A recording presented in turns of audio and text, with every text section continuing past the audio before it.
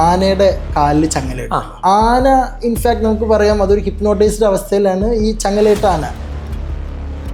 ആന ഒരു ലിഡ് വെച്ചിട്ടുണ്ട് തോട്ടിന്, പരമാവധി എന്റെ കാല് ഇത്രയും മൂവ് ചെയ്യാൻ പറ്റും അല്ലെ, ഈ കാല് ഇതിലേറെ വലിച്ചു കഴിഞ്ഞാൽ പൊട്ടില്ല എന്നുള്ള ഒരു ലിഡ് വെച്ചിട്ടുണ്ട്. അതുപോലെ നമ്മളൊക്കെ ഒരു ലിഡ് സെറ്റ് ചെയ്യുന്നുണ്ട്, അതിനെ പൊക്കണം. Close your eyes, close your eyes and sleep and relax.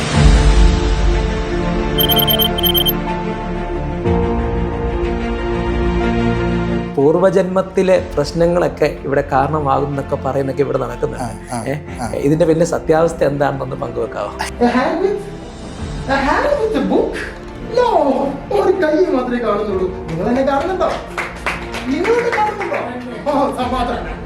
നമ്മളെല്ലാം മറന്നുപോയ ചെറുപ്പത്തിലുണ്ടായ എന്തെങ്കിലും ഇൻസിഡന്റ് ആവാം. ഇതൊക്കെ ആക്ച്വലി നമ്മെ നന്നായിട്ട് സ്വാധീനിക്കുന്നു. ഈ സബ് കോൺഷ്യസ് മൈൻഡിന്റെ ഒരു പ്രത്യേകത അതാണ്. ഇതെല്ലാം ഇവിടെ ഇങ്ങനെ സ്റ്റോർഡ് ആയിട്ട് കിടക്കുകയാണ്. അത് വെച്ച് നമ്മുടെ ബിഹേവിയറും നമ്മുടെ വാക്കുകളൊക്കെ ചേഞ്ച് ചെയ്യും. അപ്പോൾ നമ്മൾ അതറിയാണ്ട് പെരുമാറുമ്പോൾ പുറമെയാണ് ചികിത്സിക്കുന്നത്.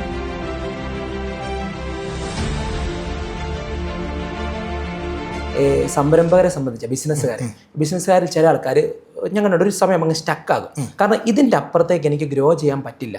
10 ലക്ഷം രൂപയ്ക്ക് മുകളിൽ എനിക്ക് ബിസിനസ് ഉണ്ടാകാൻ പറ്റില്ല, 1 കോടി എന്നുള്ള സ്വപ്നം കാണാൻ പറ്റുന്നില്ല. ചിലർ ഭയന്നിട്ട് സ്വപ്നങ്ങൾ ഒതുക്കുന്നവരുണ്ട്. ഇങ്ങനെയുള്ള സംരംഭകരെ നമുക്ക് എത്തരത്തിൽ സഹായിക്കാൻ പറ്റും? ഓക്കെ, അങ്ങനെയുള്ള പ്രശ്നം ഇത് ഒരുപാട് ആളുകളുടെ ഒരു പ്രശ്നമാണ് ഇപ്പോൾ അനീഷ് ചോദിച്ചത്. ഇത് എനിക്ക് തോന്നുന്നത് സംരംഭകർക്ക് പലർക്കും ഉണ്ടാവും, അല്ലാത്തവരും ഇതുപോലെ മറ്റു പ്രൊഫഷൻസിനും ഉണ്ട്, പല രൂപത്തിൽ ടെൻഷൻ അടിക്കുന്നുണ്ടാവും. ഇത് എന്നെ കൊണ്ട് ഇത്രേ പറ്റൂ, അതിലപ്പുറം പറ്റില്ല എന്നൊക്കെ. ഇതിൽ എനിക്ക് ഓർമ്മ വരുന്നത് ഇപ്പോൾ ലോ ഓഫ് ദ ലിഡ് എന്നുള്ളൊരു റൂൾ ഉണ്ട്, ലോ. അതെന്താ എന്ന് വെച്ചാൽ, ഇപ്പോൾ സപ്പോസ് ഇവിടെ ഇങ്ങനെ ഒരു പാത്രം ഉണ്ടെന്ന് ഇമാജിൻ ചെയ്യുക. ഇവിടെ 0, ഇവിടെ 10 ആണെന്ന് വിചാരിക്കുക. അപ്പോൾ അതിനിടയിൽ ഒരു ലിഡ്, ഒരു അടപ്പുണ്ട്. ഈ അടപ്പ് സപ്പോസ് ഇവിടെ 3 ഞാൻ അടപ്പ് വെച്ചിട്ടുണ്ടെങ്കിൽ ഇതിനകത്തുള്ള ഒരു ജീവിക്ക് പരമാവധി 3 വരെ ഉയരാൻ പറ്റൂ. അതെ അല്ലേ? അതെ. 4 എത്തണമെങ്കിൽ എന്ത് വേണം? ആ ലിഡ് എടുത്ത് 4ലോട്ട് വെക്കണം. ഇത് നമുക്ക് സംഭവിക്കുന്നത് ഈ ലിഡ് താഴ്ത്തി വെക്കുന്നു. എനിക്ക് ഇത്രേ പറ്റുള്ളൂ. ആ ലിഡ് താഴ്ത്തി വെച്ച് കഴിഞ്ഞാൽ അത്രേ പറ്റൂ, അതിനപ്പുറം പോകാനുള്ള സ്കോപ്പ് പിന്നെ ഇല്ല അല്ലേ? അപ്പോൾ ഇവിടെ ഈ ലിഡ് ഇവിടെ വെക്കുന്നത് അവർ അറിഞ്ഞുകൊണ്ട് വെക്കുന്നതാവണമെന്നില്ല അല്ലേ? കാരണം പല പല കാരണങ്ങളുണ്ടാവും അവർ ആ ലിഡ് സെറ്റ് ചെയ്യാൻ. ഇതിപ്പോൾ ഏതുപോലെയെന്ന് വെച്ചാൽ, പിന്നെ ഈ ആനയുടെ കാലിൽ ചങ്ങലയിടും, കണ്ടീഷനിങ്. അതെ, കണ്ടീഷനിങ്. ആന ഇൻഫാക്ട് നമുക്ക് പറയാം അതൊരു ഹിപ്നോട്ടൈസ്ഡ് അവസ്ഥയിലാണ് ഈ ചങ്ങലയിട്ട ആന. കാരണം ആന ഒരു ലിഡ് വെച്ചിട്ടുണ്ട് തോട്ടിന്, പരമാവധി എന്റെ കാല് ഇത്രയും മൂവ് ചെയ്യാൻ പറ്റും അല്ലെ, ഈ കാല് ഇതിലേറെ വലിച്ചു കഴിഞ്ഞാൽ പൊട്ടില്ല എന്നുള്ള ഒരു ലിഡ് വെച്ചിട്ടുണ്ട്. അതുപോലെ നമ്മളൊക്കെ ഒരു ലിഡ് സെറ്റ് ചെയ്യുന്നുണ്ട്, അതിനെ പൊക്കണം. അതിനെ പൊക്കാനായിട്ട് നമുക്ക് അവരുടെ ബ്ലോക്ക് ഐഡന്റിഫൈ ചെയ്ത് അവരെ മൈൻഡ് പവർ ഉപയോഗിച്ചുകൊണ്ട് വിഷ്വലൈസേഷൻ കൊടുത്ത് ഹീൽ ചെയ്ത് മുന്നോട്ട് കൊണ്ടുപോകാൻ പറ്റും. അതിന് എന്തൊക്കെ അവർ പ്രാക്ടീസ് ചെയ്യേണ്ടി വരും? കാരണം ഇവർ സമയമില്ല എന്നുള്ളതാണല്ലോ ഇവർ വലിയ ചലഞ്ച്. അത് എന്തൊക്കെ ചെയ്യേണ്ടി വരും? സമയം ആക്ച്വലി ഇതിൽ വലിയൊരു ഘടകമല്ല. കാരണം ഇത് ആക്ച്വലി ചേഞ്ച് വർക്ക് വരേണ്ടത് ഇതിവിടെയാണ്, ഇതിനകത്താണ് അല്ലേ? അപ്പോൾ ഈ ബ്ലോക്ക്, ഇപ്പോൾ സപ്പോസ് ഒരു ഓൺടർപ്രനർ ചിന്തിക്കുകയാണ്, എനിക്കുള്ള ലിമിറ്റ് ഇതാണ്, അതുകൊണ്ട് മേ ബി എനിക്കൊരു 3 സ്റ്റാഫിലപ്പുറം എനിക്ക് പറ്റില്ല, അതിലും എക്സ്പാൻഡ് ചെയ്യാൻ പറ്റില്ല. അങ്ങനെ ചിന്തിക്കുന്ന ഒരാൾക്ക് അതല്ല, ഇതാണ് നിങ്ങൾക്ക് ഇത്രയും പറ്റുമെന്ന് കാണിച്ചു കൊടുക്കാൻ ആദ്യം ഒരാൾ വേണം അല്ലേ? ആദ്യം നമ്മൾ കാണിച്ചു കൊടുക്കുന്നു. കാണിച്ചു കൊടുത്ത് അവർക്ക് ഇല്ലോജിക്കൽ ഡ്രീംസ് കൊടുക്കുകയല്ല ചെയ്യുന്നത്. ഇല്ലോജിക്കൽ ഡ്രീംസ് കൊടുക്കുക എന്ന് വെച്ചാൽ, ഇപ്പോൾ ഇന്ന് 3 സ്റ്റാഫുള്ള ഒരാൾ നാളെ 300 സ്റ്റാഫ് ആക്കേണ്ട ആവശ്യമില്ല. സ്മാർട്ട് ഗോളാണ് സെറ്റ് ചെയ്യേണ്ടത്. ആ സ്മാർട്ട് ഗോള് തന്നെ നന്നായിട്ട് വലുതായിട്ട് സെറ്റ് ചെയ്യണം. തിങ്കിങ് ബിഗ് അല്ലേ? ആ തിങ്കിങ് ബിഗ് എന്നുള്ള രൂപത്തിൽ അത് സെറ്റ് ചെയ്യാൻ ആദ്യം അവരുടെ ബ്ലോക്ക് പൊട്ടിക്കണം. ആ ബ്ലോക്കിന് എന്തെങ്കിലും റീസൺസ് ഉണ്ടെങ്കിൽ അത് കണ്ടെത്തണം. റീസൺസ് കണ്ടെത്തുക എന്ന് ഞാൻ ഉദ്ദേശിച്ചത്, ചിലർക്ക് ഒരു പക്ഷേ ഈ എന്തെങ്കിലും ട്രോമ ഉള്ളിൽ കിടക്കുന്നത് കൊണ്ട് ആ ട്രോമ റിലേറ്റഡ് ആയിട്ട് ബ്ലോക്ക് വന്നിട്ടുണ്ടാവും. പിന്നെ വേറെ ചിലർക്ക് ഒരു പക്ഷേ എന്തെങ്കിലും സ്ഥിരമായിട്ടുള്ള ആങ്സൈറ്റി കാരണമോ ഒക്കെ ആവാം. ട്രോമ എന്നുള്ളത് നേരത്തെ ഒരു ഫെയിലിയർ ആണോ? ഫെയിലിയർ ആവാം, റിലേഷൻഷിപ്പിലുള്ള ഇഷ്യൂ ആവാം, ഉണ്ടാവാം. അതല്ലെങ്കിൽ നമ്മളെല്ലാം മറന്നുപോയ ചെറുപ്പത്തിലുണ്ടായ എന്തെങ്കിലും ഇൻസിഡന്റ് ആവാം. ഇതൊക്കെ ആക്ച്വലി നമ്മെ നന്നായിട്ട് സ്വാധീനിക്കുന്നുണ്ട്. ഈ സബ് കോൺഷ്യസ് മൈൻഡിന്റെ ഒരു പ്രത്യേകത അതാണ്. ഇതെല്ലാം ഇവിടെ ഇങ്ങനെ സ്റ്റോർഡ് ആയിട്ട് കിടക്കുകയാണ്. അത് വെച്ച് നമ്മുടെ ബിഹേവിയറും നമ്മുടെ വാക്കുകളൊക്കെ ചേഞ്ച് ചെയ്യും. അപ്പോൾ നമ്മൾ അതറിയാണ്ട് പെരുമാറുമ്പോൾ പുറമെയാണ് ചികിത്സിക്കുന്നത്, അല്ലെങ്കിൽ പുറമേയുള്ള കാര്യങ്ങൾ മാത്രമേ ചെയ്യുന്നുള്ളൂ, മൈൻഡിന് വേണ്ടത് കൊടുക്കുന്നില്ല അല്ലേ. അപ്പോൾ ആ മൈൻഡിൽ നിന്ന് അത് കണ്ടെത്തി അവർ നന്നായിട്ട് സ്വപ്നം കാണാനും അത് അച്ചീവ് ചെയ്യാൻ വേണ്ട കാര്യങ്ങൾ ചെയ്തു കൊടുക്കാൻ പറ്റും. ഇപ്പോൾ ഒരു കാര്യം കൂടെ പറഞ്ഞുതരാം. ഇതിൽ ഒരു കാര്യമുണ്ട്. ഇപ്പോൾ ചിലർക്ക് നന്നായിട്ട് പെർഫോം ചെയ്യാൻ ആഗ്രഹമുള്ളവരുണ്ട്, നന്നായിട്ട് പെർഫോം ചെയ്തിട്ടും ഉണ്ടാവും കുറച്ച് കാലം, പിന്നെ അതെവിടെയോ കൈമോശം വന്നു പോയി. ഇങ്ങനെയുള്ള കേസുകളുണ്ട്. അപ്പം ഇങ്ങനെയുള്ള കേസുകളിലവർക്ക് അവരുടെ പീക്ക് പെർഫോമൻസിലോട്ട് കൊണ്ടുപോകാൻ അതിനും നമുക്ക് ഹിപ്നോട്ടിസത്തിൽ ടെക്നിക്സ് ഉണ്ട്. ഈ ആങ്കറിങ് എന്നൊക്കെ പറയും. ആങ്കറിങ് എന്ന് പറയുന്നത് നമ്മൾ എന്തെങ്കിലും ഒരു ക്യൂ കൊടുക്കും. മേ ബി ജസ്റ്റ് ഒരു പക്ഷേ നമ്മുടെ വിരലിങ്ങനെ പിടിക്കുന്നതാവാം, അല്ലെങ്കിൽ ഒരു വേർഡ് ആവാം, ആ വേർഡ് മനസ്സിൽ പറയുന്നതാവാം. അത് ചെയ്യുന്ന സമയത്ത് അവരുടെ ഒപ്റ്റിമൽ സ്റ്റേറ്റിലോട്ട് അവരെത്തും എന്നുള്ള രൂപത്തിൽ നമുക്ക് സജസ്റ്റ് ചെയ്യാൻ പറ്റും.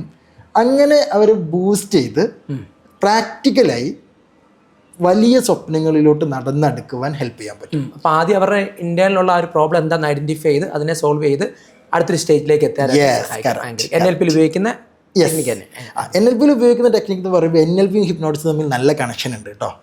നല്ല കണക്ഷൻ ഉണ്ട്. അതായത് NLP ഉപയോഗിക്കുന്ന ടെക്നിക്സ് പലതും ഹിപ്നോട്ടൈസ്ഡ് അവസ്ഥയിൽ ചെയ്യുമ്പോൾ അതിൻ്റെ effectiveness is multiple times. NLP ഉപയോഗിക്കുന്ന ടെക്നിക്സ് ഒക്കെ ഹിപ്നോട്ടിസത്തിൽ ഉപയോഗിക്കാൻ പറ്റുന്നതാണ് ഒരു വിധമൊക്കെ. പക്ഷേ ഇവിടെ ഒന്നുകൂടെ ഡീപ്പർ സ്റ്റേറ്റിലാണ് ഒരു സബ് കോൺഷ്യസിനോട് നമ്മൾ സംവദിക്കുന്നത്, സജഷൻ കൊടുക്കുന്നത്. So it's effectiveness will be very high. നമ്മുടെ NLP എന്നുള്ളതിൻ്റെ full form neuro linguistic programming എന്നുള്ളൊരു കോൺസെപ്റ്റാണ് കേട്ടോ. അതും ഹിപ്നോട്ടിസമായിട്ട് വലിയ ബന്ധമുണ്ട് എന്നുള്ളതാണ് സാർ ഇപ്പോൾ പങ്കുവച്ചത്.